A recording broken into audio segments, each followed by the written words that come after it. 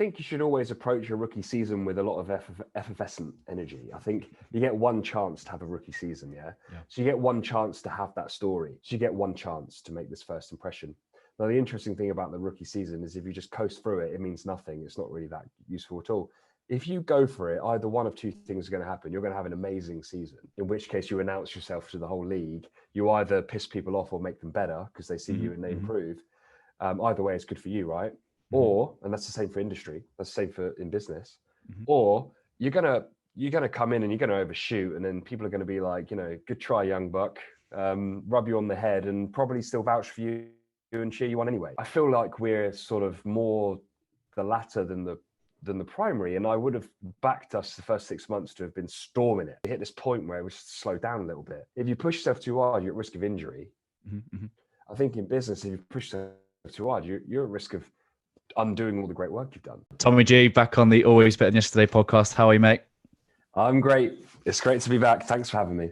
Always a pleasure. You were on episode 40 back in 2019.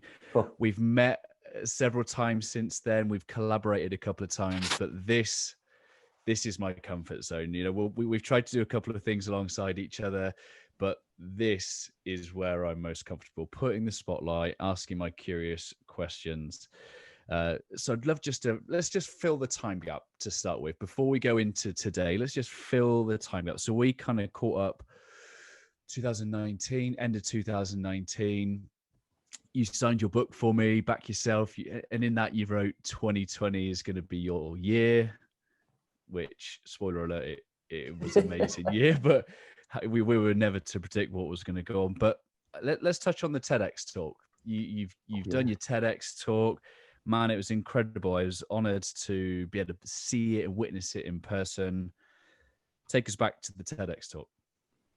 Firstly, thanks for coming to the TEDx talk, because you were the only person that came that I knew. Obviously there was people there. It wasn't just you, but you were the only person that kind of came along. And we didn't really know each other that well. And sure, it would have been great for you to come along anyway, and being interested in what you're doing and speaking yourself, But it was nice. You didn't have to. You did reach out to me and say, I'd like to come along. So thanks. I know I've said that before, but it's important for the listener to know. Yeah. So look, I didn't know at the time, but that was the closure that basically closed a 10-year story and that part of life that had kind of been everything for the last 2 years to get to that point. Because then it did pretty much change after that in terms of what I pour my energy into. Some people like to call that work. I call it what I pour my energy into. So it was amazing, and it was thanks to you, because you said to me just before I went on, you said, look, at the end, just enjoy the end, like just stand there. And I can remember it was a really powerful moment, because I can see it now almost like a movie. It was, because you're on the stage, you've got the lights in your face, you can't really see people. You can only see just like 2 or 3 feet in front of you, and just this red dot, almost feels like a little cage you're not allowed out of, this red dot on the floor. And I just remember looking at the floor, because I'd finished, looking down, and then remembering what you said to me, enjoy the last few seconds, just really take it in. And in that moment, people clapping, and I think I see some silhouettes of people standing up, like the standing ovation is now happening, right? Yeah. And I'm like, man, like, that's cool. You don't expect it. You don't necessarily expect it or want it, but it's pretty damn cool. It's pretty cool. Like, standing ovation starts happening. And then I remember just thinking to myself, we did it. And that really caught me off guard, because the we was reference to me and my brother. And my TEDx talk was heavily around the lessons learned around him passing away suddenly, and what happened next, in the story, and then being able to relay that on in a powerful message about legacy. And so the we did it. I don't know if I would have given myself the space to let that happen if you hadn't have said to me, hey buddy, make sure you enjoy the last few seconds. So it was a special moment, and I'm glad we got to share it together. Yeah, that's powerful, man. It was so good. You're a headline act, and Yeah, it was just so good. And yeah, the reason I gave you that advice, is it advice? Not necessarily advice. It was more of a plea to you because I wanted you to enjoy that moment, because too often people are like, yep, that's it, I'm off, and the instinct is to walk. And it was just like, just soak it in, man. I'm really, in life, in general. yeah. In life in general, just letting things slip past. Yeah. How often have you woken up and gone, oh man, that happened yesterday.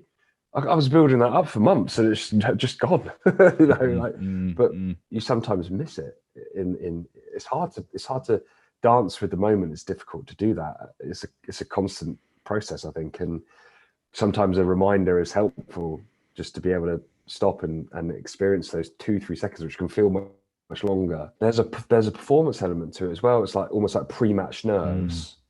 Like you're thinking about it, you're building it up, you're coming in and out, you're seeing other people do it, you're fidgety. I was so fidgety. And then if you're not careful, you can write the story in your head that the performance is over now, the job's done, the game is finished, the final whistle is blown, and it's like, cool, next. And you miss it. Yeah, and there's too much of a tendency. A lot of people, when people are asked, I wonder whether you got this, is what next? The natural. Always. I mean, people are kind of curious, but the question is always, oh, what next? What next? Yeah. And who's the next guest? Yeah, 100%. You just got to enjoy the now. And you said something a minute ago that I'd like to segue into nicely, which was it's still about the dance. Talk to me about the significance of the last dance. Yeah, that's just caught me, to be honest.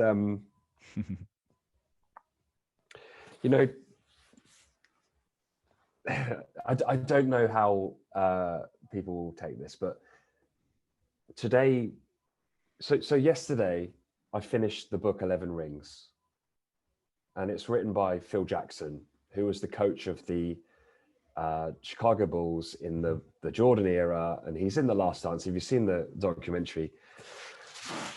I'm surrounded by. I genuinely think him and I are soul brothers. I'm surrounded by reminders. I'm looking at this here, and I'm getting teared up about this because. Yeah. So you're holding up a Michael Jordan. What are they called? Pop. Funko Pop. Yeah. Now this guy's wearing the jersey from the 1996 All-Star game, which is his comeback year when he just come back from 2 years off as he went to go and play baseball. He didn't want to play anymore. His dad got murdered. His dad got shot. And then you look behind me here, we've got this Tide 55 cushion, and it's in the same colors as the 1996 All-Star jersey. And that's on purpose because the Last Dance documentary got me off my ass and got me thinking about what I want to do with my life. It sounds drastic, but sure. The lockdown had just hit. And the first lockdown had hit. The gym business was dying.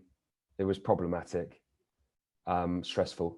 And I've been given a little bit of breathing space to be able to just wait and see. And in that space, I was looking for ideas. I don't think it was. I think I was just null. It was null. It was just nothing. And then I get to bed and I think, okay, let's watch this Last Dance. A big fan of the 90s basketball scene and always have been. And let's watch this Last Dance. And I pause it. Okay, I think this is really good. I pause it. And I remember it like yesterday. It was April 24th, which is significant as well, although it seems it isn't. April 24th, but I pause the TV and I look at my phone and the time is 23:23. And I look at the TV and Michael Jordan is taking a shot, and it's the shot that he took in his college finals. North Carolina, he's taking a jump shot. It's a buzzer shot, and he's wearing obviously the jersey number 23. Okay. The guy guarding him is wearing 32. It's 23:23. I take a screenshot of my phone and I take a picture of the TV and I post it on my Instagram stories. And I get a message pretty much straight back from a guy called Ryan Hartley. And he says, "What do you think this means?" And it was the first time that I'd kind of let myself, because I'd got to where I am in life at that stage, which was only year and a bit ago, through listening to the messages around me and following the omens and the messages and the vibrations that the universe had presented me, you call it that as well. And your question, what does this mean, made me think, it means I have to watch this very closely. Okay. Now, I got the inspiration from The Last Dance to build this company, Thai 55, which is why I had to get the logo designed in the 96 All-Star jersey, the comeback All-Star game from Michael Jordan. He got MVP in that game, although arguably it could have gone to Shaquille O'Neal because he played really well. But it gave me that inspiration that I needed to do something else now. I needed my comeback season. I'd had my time off and I'd got to a certain point where it needed to change. What I pour my energy into needed to change. And, you know, me being on your show today has happened pretty quickly. You reached out, said to me, how about get on next week? Because I'd started doing my own again. I hadn't done any podcast episodes for 3 months. I think that caught your attention. This guy came onto my desk 3 days ago. Like he literally, I've had him for 6 months, but he's only just come out of his box. I finished the book 11 Rings yesterday. I watched The Last Dance again the other month. I watched it almost like an anniversary celebration, and I'm just deeply connected to that. I don't know what it is. It's difficult to explain. I'm just deeply connected to it. But when I look under the hood a little bit closer, it's Phil Jackson. It's Phil Jackson. It's because I've got this Kobe Bryant jersey on the wall here as well. You talk about legacy, you know, this the situation, him getting taken from us so terribly and drastically. Yet he was coached by Phil Jackson. Phil Jackson was his coach. Phil Jackson coached the Bulls and Jordan. They won six championship rings. Then he took like a year off, and the Lakers came knocking. He took over the team. He won 3 in a row with the Lakers, a very disruptive Lakers team.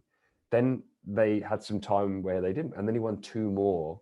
And Kobe was his guy, you know, in that journey. And it's not Jordan, it's not Kobe, it's Phil Jackson that I'm connected to the most. And Phil Jackson is big into Zen.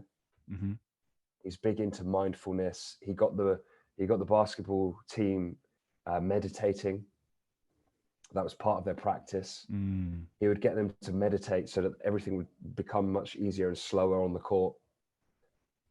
And when you listen to Michael Jordan or Kobe Bryant on YouTube videos, they talk so eloquently about mindfulness and how they're in the moment. If you listen to Michael Jordan's victory speeches closely, go back and do it again. If you're listening to this and you say, oh yeah, I've seen it, go and listen to it again. You know, listen to them at Grant Park where they're parading the 6th championship. Listen to what he says.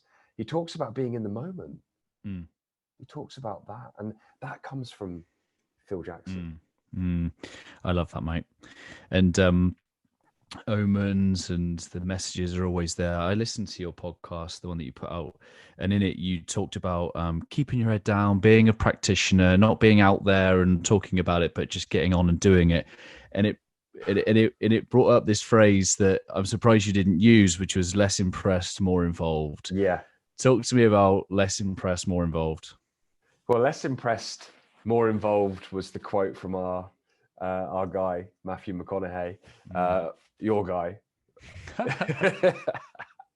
But there's a story also. I love my story. I love how it came about for me. But what makes me smile as well is there's a story your side, and I'd just love for you to share that. Okay, yeah. So it's good. It's less impressed, more involved was the one big line that I took from his book, Greenlights, and I just thought, you know, that is it. Like, don't be about the lights and the external. Be more about the internal, being involved. And I shared it with my guys here. I shared it with the team. I said, look, less impressed, more involved. And everyone sort of eyes lit up hearing it and thought, yeah, that makes a lot of sense. And I think like at that time, there was a lot of change going on. I was going from having 2 big industrial units that I'd had for nearly 10 years running a gym to completely shutting down one of them, moving everything under one roof. Very stressful, very emotional. A lot of history there, a lot of ghosts in there, you know? Yeah. And it was tough. but that was one of the things that kept me going. Now, this is one time where I think I just read, or I was listening to actually, the audiobook. And I got into my car and I turned I just pressed like the button to put your iPhone music on, and a song came on. It was like quite a relevant song. It was a song that I was using at the Super Self Summit events, which of course was a sort of bit of the past work kicking in there. Yep. And we talked about that a lot in episode 40, you and I. And then I get driving and I'm like, oh, that's cool. You know, maybe I'm doing the right thing here. Maybe this is the right thing to do. I'm driving along. Then I see this van pull out in front of me and it's Tom's Gardening, right? It's Tom's Gardening, getting rid of roots and making your garden beautiful. Getting rid of weeds and making your garden beautiful. And I was like, that's interesting, because I kind of need to get rid of some weeds too. And then I get to the traffic lights. Of course, they turn green. Yep. Okay, so I go, okay, cool. So yeah, exactly. So then I go in, I'm getting a Costa. So I go to drive-through, right? And I shit you not, mate. I come around the corner and there's this car. And on the side, it's a driving school, and it's called Greenlights. And this car is just sat there looking at my face going, yeah, buddy, you're in the right place. Like, green lights. And I was like, I can't let this go. So I got out of my car and I said, I'm really sorry. I said, I need to take a photo of your car if that's all right. And the lady come out, she gave me a business card. I've still got it in my wallet as a nice little reminder that I've heard you talk about this before, about the miracles. The miracles, like, miracles happen. It's whether we notice them or not. It's whether we choose to notice them or not. And I think the miracles are in the ordinary. And it's those ordinary moments, but being attuned to them, noticing them and allowing them to penetrate your awareness is the key. And that day just kind of made me think, yeah. And it's all connected. Like, there's stuff blows my mind. Like, you and I and the things all seem to happen at the right time, you know. Funny, isn't it? Because I'm not sure in terms of where that was in timing, but I remember you and I had a conversation. I had some world-class guests around about January time, back to back, the likes of John Gordon and his wife Catherine, and Dr. Gary Chapman, author of 5 Love Languages. And I think we just had a moment of going, not the who next, as in who we're pursuing, but like, who's the top of the list? Like, who is, and I remember saying to you, Matthew McConaughey, and you were like, it'll happen. Yes, I remember. It was on the phone. Yeah. It'll happen. And then I just remember messaging you at that time, and I was like, I don't want to tell him just in case I get my little boy hopes up. I was like, Tommy, you never guess what. And you know, you were really cool. You were really good to kind of speak to. You know, you've got your kind of coaching background, and you were just, that were almost like my coaching ear, just to say, you're good whether this happens or not. We're all good. Like, it's all good. Keep calm. And like, making that happen. And I just loved that. And you know, like, when you said, like, we did it, like, in reference to your brother, I in doing that as well, I felt like in bringing that, like, you guys have been editing my podcast for 6-7 months now, and I was like, yeah, man, I'm like, this isn't just going to help me, this is going to help the Tide team as well, get them some awesome content. And I love, like, the way that Matt, like, shout out to Matt, like, I love the way that he just threw himself into that content, and helping the launch of that episode was you know, much down to him, and helping create that video content, which was awesome. Yeah, well, he's sat over there. You know, big shout out to Matt. He's going to start smiling now. There he is. Smiling, because you know, it's funny. He'd only been with us for a couple of months, and at the time, because we were in the old unit, we hadn't got our office yet. He was sort of in a room, sort of on his own. So it's funny because Matt was watching these videos, like, in his lunch break, and one of the videos that he would watch would be the scene from Wolf of Wall Street where Matthew McConaughey is banging his chest. And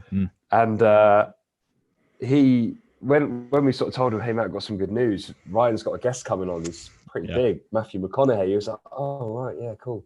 It didn't click straight away that he's the guy from that scene, right? Yeah. So as soon as that was clear, it was like, a massive opportunity for him to get involved on the edits, and it just felt great to be involved, to be cheering you on, and thanks, man. And just you know, from a personal point of view, it was like, it's like, that's just, go Ryan, It was great to be involved, and we're really proud. I was really proud just seeing the interview happen. I thought you handled yourself amazingly well, and thanks, mate.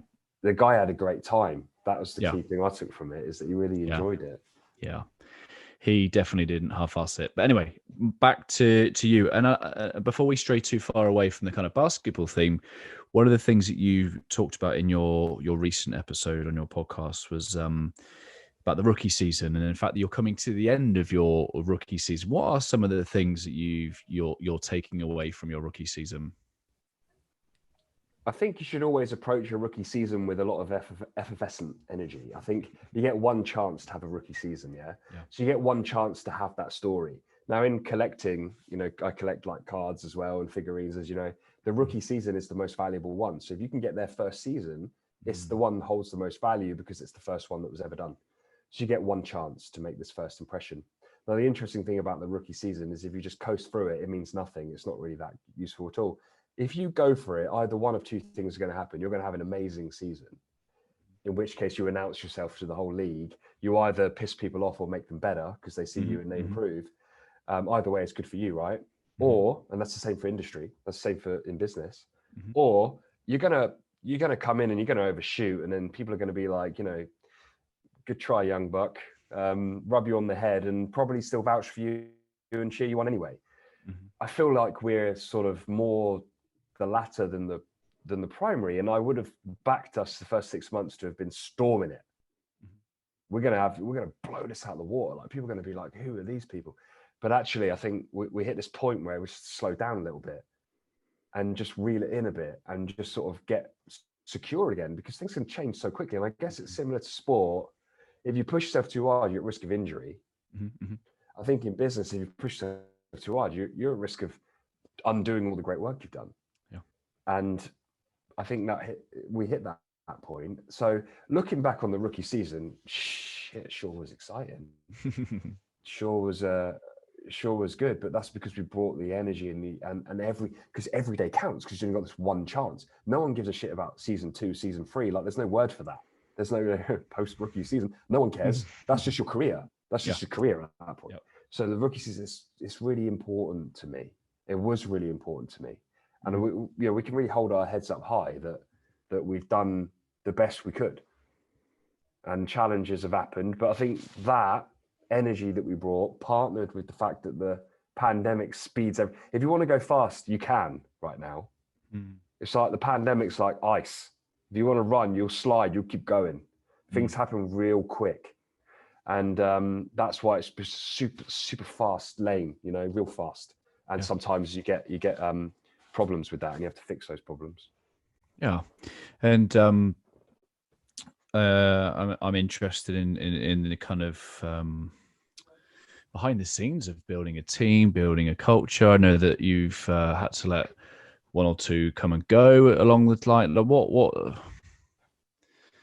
And then I want to take this into a conversation about energy, because I think you're a guy that leads himself, that leads with his energy first. So I'd love to just talk about your team first. Like, how have you found building, leading a team, and the cool culture that you're not cool on it? That's you know what I mean. Intentional culture. We got a neon sign now. we're really cool. Like, I guess you can't get wound up in the story of how things should be. Sure. Okay. So, for example, if somebody comes into the business for 3 months, you can't get wound up about it should have been longer, we should have done better, it should have been different. It is what it is. Yeah. And it could be way worse unless you deal with it. You've got to deal with it. And actually, when you deal with it, you do everybody a favor. And it's not easy. And actually, that's been one of the hardest things, is having a great guy that really cared and was really positive, but I have to say to him, really sorry, but there's just no job for you here. Things have changed. The role that you have is no longer necessary. That's hard. And of course, I sit here and say it's hard for me to say. It's harder to take, right?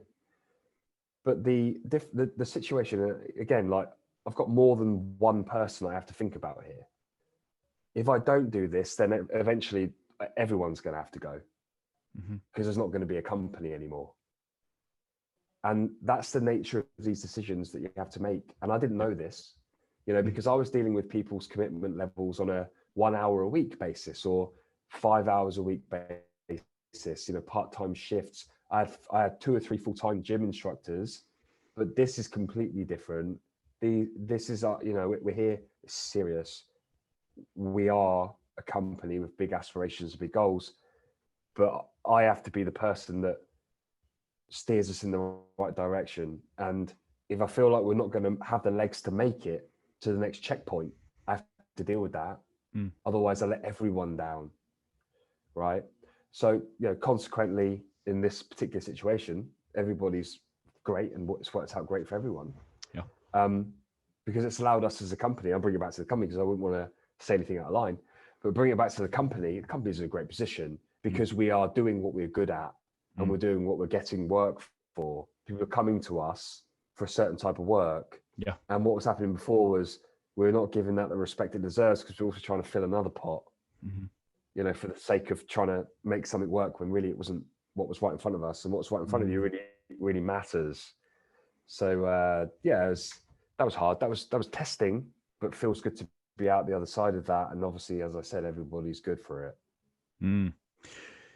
Let me make space for you to just explain TEDx 55, kind of what great work do you do? Yeah, thanks. So as you mentioned, we do your videos.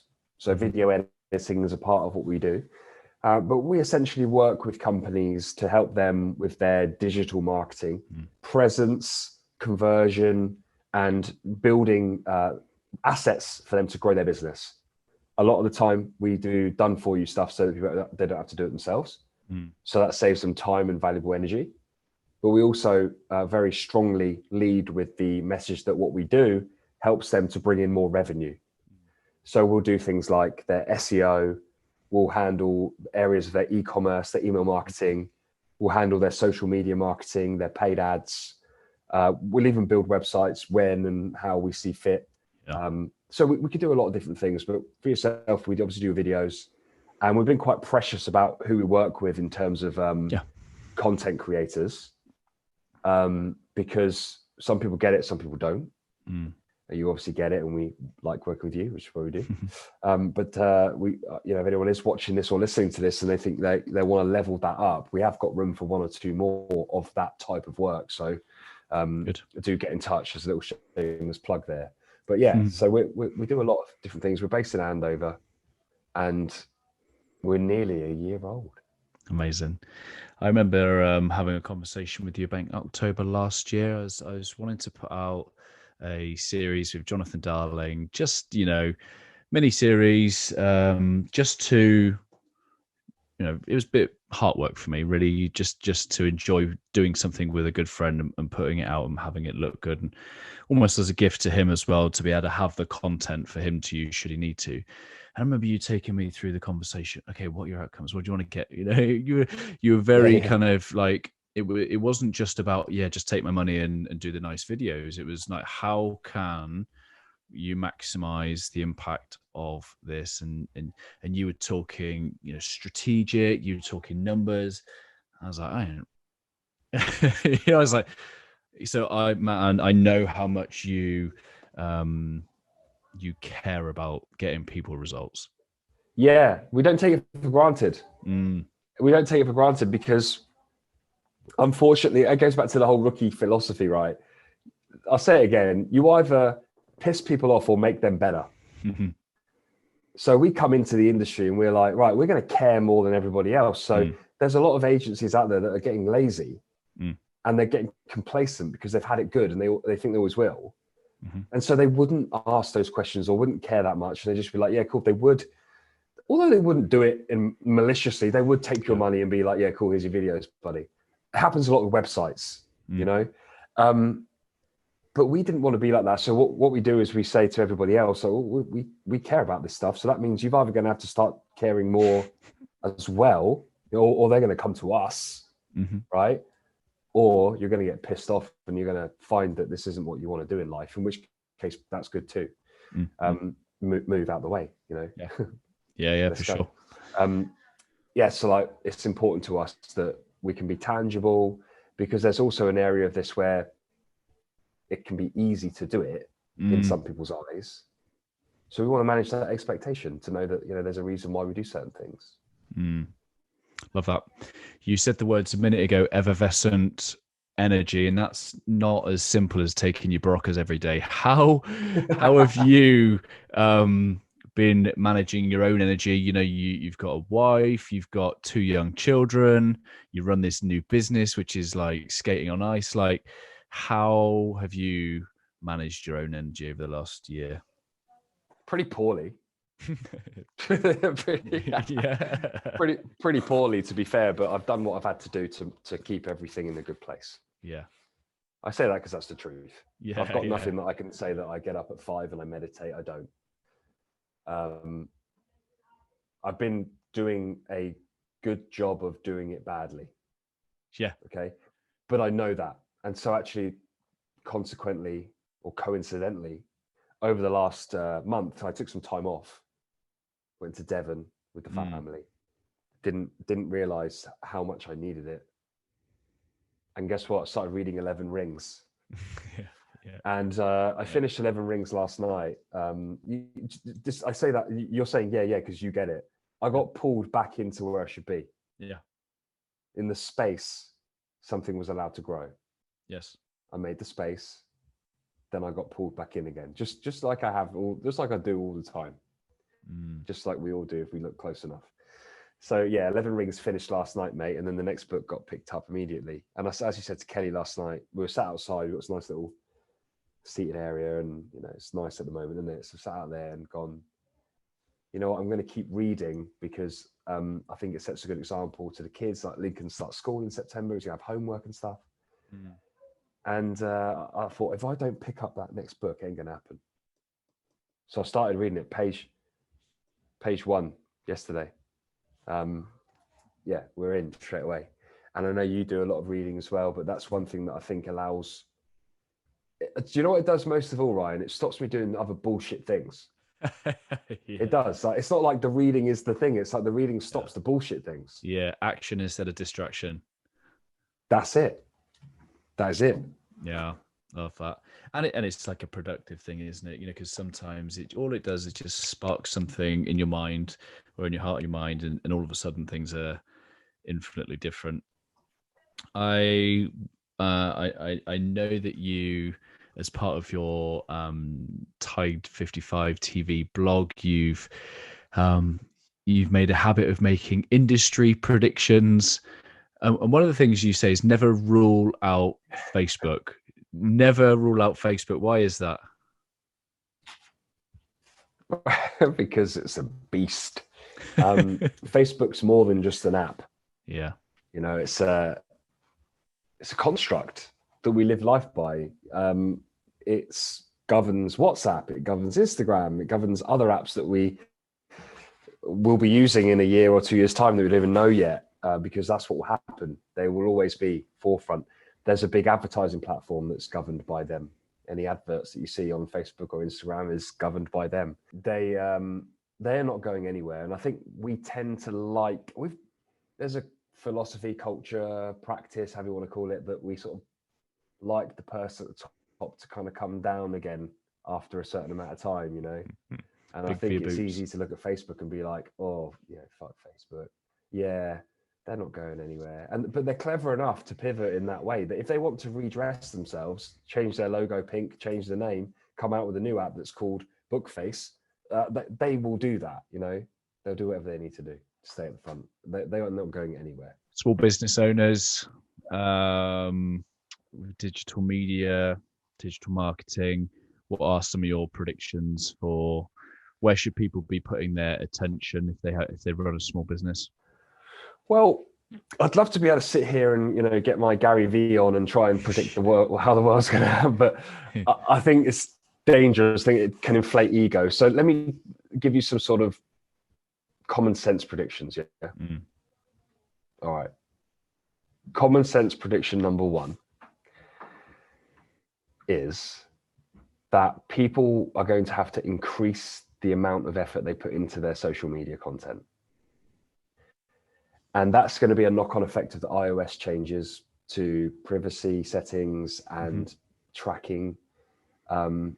It's going to be a lot harder to sort of use clickbait stuff. It's going to be a lot harder to have outsourced content at a low level. So quality is going to be very important. Annie is back in the room. Hello. Let's go again. I don't know where I got to, so I'll just start with 3 predictions. Second one, cool. So common sense prediction number 2 is that video content with you and your face talking is going to be ever more valuable and important for the algorithms. So keep practicing your presenting skills. Keep being able to and confident enough to make the videos yourself, but make sure that what you have to say is valuable and not just you sort of aimlessly talking about what you're up to.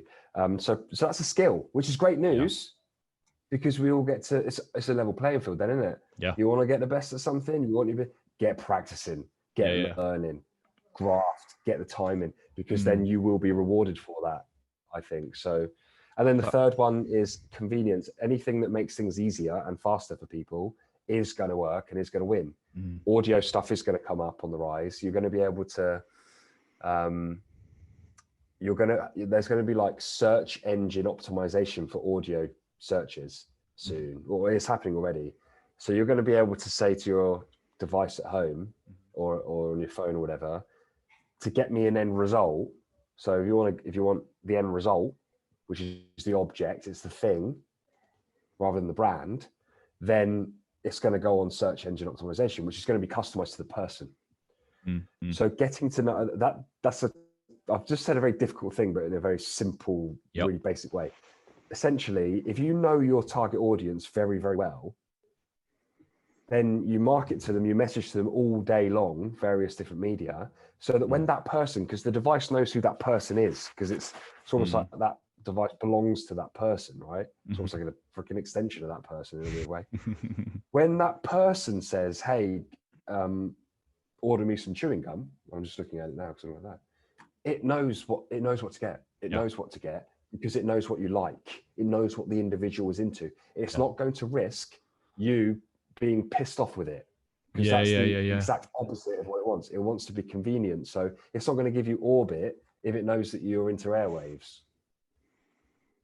So being a brand or a business or a personal brand, even the more you are the thing for the person, you're the go-to guy or the go-to girl or the go-to brand for them, the easier it will be for you to win that sort of search via audio race.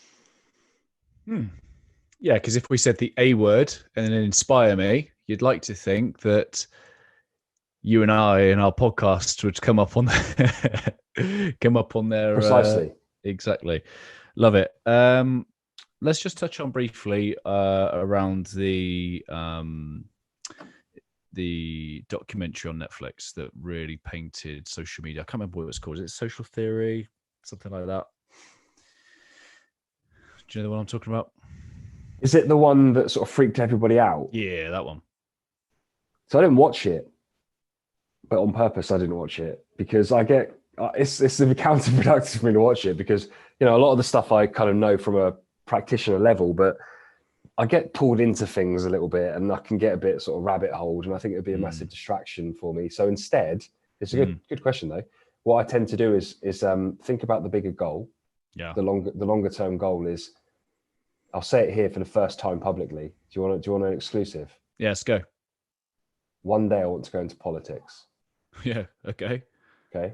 Yeah, brave. And I feel like at that point, which is probably 15, 20 years time. Not yet. I was not no. That my CV will be pretty good. Having a digital marketing company and being able to understand the digital landscape is a big part of that, because then I know what's possible from a negative point of view. I know what you got to be able to understand the weapon to be able to wield it. Yes. And I think you've kind of it makes sense to me to be doing this. Because at first I thought, oh, this is very different to everything I've done before, but it's not. It's just this is the way we communicate now, and this is one of the ways cause damage. It's one of the ways we can inspire. So I want to understand it intricately. I want to know it inside out. Yeah. So being able to be a positive influence in that Yep. domain right now Yep. to our clients and customers is important. We don't work with people that are trying to manipulate people or con people. We work with good, genuine business people. And then the longer term goal is then obviously to understand it so that becomes useful from a point of view of being able to actually change make a bigger impact at a higher level, perhaps a more cemented way. Construct is already there. Yeah. It's why I get involved in things like being the chairman of a charity, being a school governor. Yeah. It's all just prepping for that 50-year-old version of me that's just going to have a lot of time because my kids will be old. I would have sold my business. I won't need to work, hopefully, because I would have done that in my 30s and 40s, that I can just turn myself to making the biggest impact possible for humankind. Love that. And what struck me is that is it a weapon? It's a weapon if we choose to use it, but it's also a force, social media for social good. And I love the principles with which you work, my friend, and grateful to have you in my corner. And how can people connect with you? How can they find out more about you and the great work that you and your team do?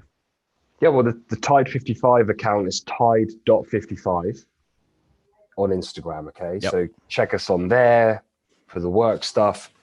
For myself, Tommy Gentleman, all one word on pretty much anything, you'll find me. And it'd be great to connect with you and chat to you. I've really enjoyed coming on. Thanks, man. I really like the way you do your thing, and it's exciting. It's an honor. I remember the first time I came on, and I think I came out because I came out from home. Lincoln had gone to bed. Only one kid at that point came into work and thought, I've got to do this podcast thing. Didn't really know you. I remember afterwards thinking he's a good guy, but coming into this one's completely different. Coming into this one is like exciting things happen when you and I connect, and so I feel like it was almost like an accountability to myself to come on here. Oh, I love it. Yeah, it's great. Thank you, man. It's kind comments, and I think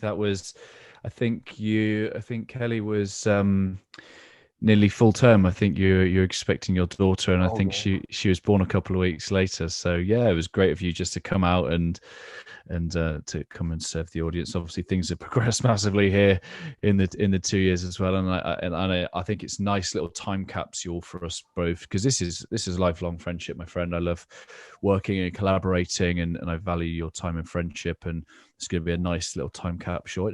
You talk about politics. I have no desire to get involved in politics, but in terms of that mayoral type, bringing a community, a town together, that's been on my heart in the last. And I don't know whether it's because I heard Matthew talk about Texas the way that he did. I was like, that's what our politics deserves, isn't it? People talking about their local communities with such love and passion. But anyway, that's enough about him. Leave us a final thought, if you may, good sir. The principle of this podcast is to always be better than yesterday. And I tried to explain this to my 4-year-old son yesterday. I'll wait a minute because I'm not sure you can hear me because you've frozen. Yep, got you. There we go. Are you there? Yeah, cool. I'll just start that bit again. Yeah. Yeah. So, wait, it's still a bit wonky. Hang on.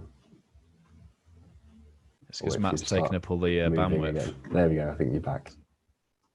Matt's using the bandwidth. Yeah. Right. Principle of this podcast is to be always better than yesterday. And I attempted to teach this to my son yesterday, actually. Mm-hmm. So it's funny because I did think of you and the blue heart and everything behind it.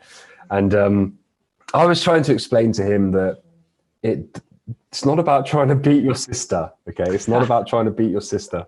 Yeah. It's about doing better than you did today. And it was very difficult to explain it to him. But in explaining it to him, it reinforced to me just how important it is what you're doing and the work you're doing and the message that you're spreading. So thank you. And I was just share with everybody listening to just remember, although it's the podcast name, it can be very easy to just hear it, but really listen to it. And what does that mean to you? Yeah, love that. And he can get really carried away by being better than his sister, but he's still got to go to school and compete against his mates who are the same age. So he's only going to get a disadvantage by thinking he's better than his sister anyway, right?